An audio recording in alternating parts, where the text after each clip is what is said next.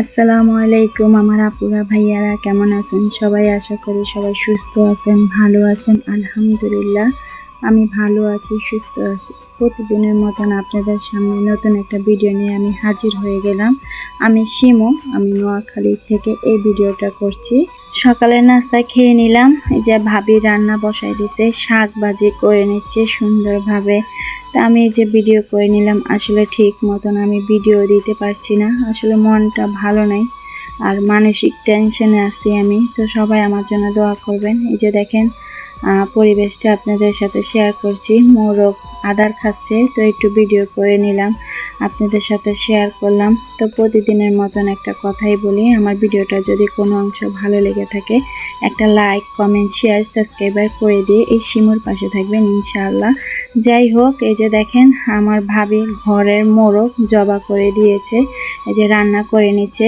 আমার আম্মা সুন্দরভাবে কেটে দিছে। এই যে দেখেন এখান দিয়ে ময় মশলা সব কিছু কষিয়ে নিবে। এই যে আমার ভাবি সব এক এক করে সব মশলা দিয়ে দিচ্ছে। এই যে দেশি মোরগের মাংস অন্যরকম স্বাদ, আসলে যারা বাড়িতে থাকে তারা বুঝে, আর যারা শহরে থাকে বা বাহিরের দেশে থাকে তারা তো এগুলো মিস করে। যাই হোক, এই যে দেখেন তো আমি একটু ভিডিও করে নিলাম। আর আব্দুল্লাহ কিন্তু অনেক অসুস্থ। এই যে আমার ভাবি সুন্দরভাবে কষিয়ে নিচ্ছে আর আলু দিবে।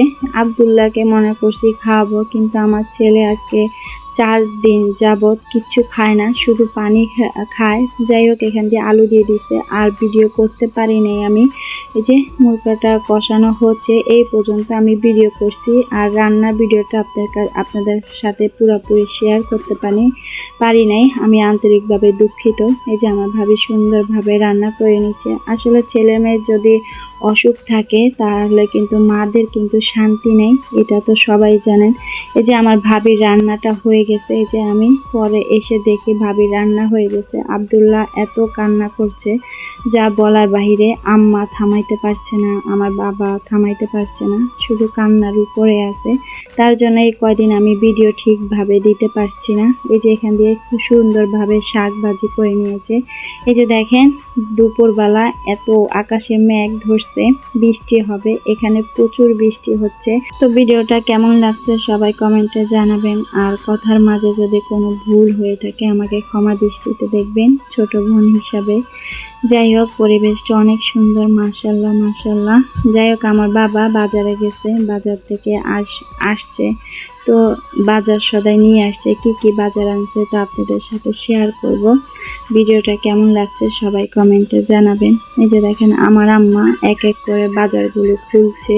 শুকনা বাজার আনছে, এখানে মুড়ি, লবণ, সেমাই, পেঁয়াজ, তারপরে আটা, চিনি, দুধ, সামান্য বাজার আনছে। তা আমার আম্মা সুন্দরভাবে এগুলো গুছিয়ে রাখছে। তা আমাকে বলতেছে যে তুমি একটু ভিডিও করো। আসলে আমার বাবা মার থেকে, আমার বাবা মার ফ্যামিলির থেকে আমি সাপোর্ট পাইছি, আমি আর কারোর কাছ থেকে সাপোর্ট পাইনি। এই যে আমার আম্মা এক এক করে সব কিছু খুলে নিচ্ছে, তা আপনাদের সাথে শেয়ার করলাম। কেমন লাগছে ভিডিওটা সবাই কমেন্টে জানাবেন।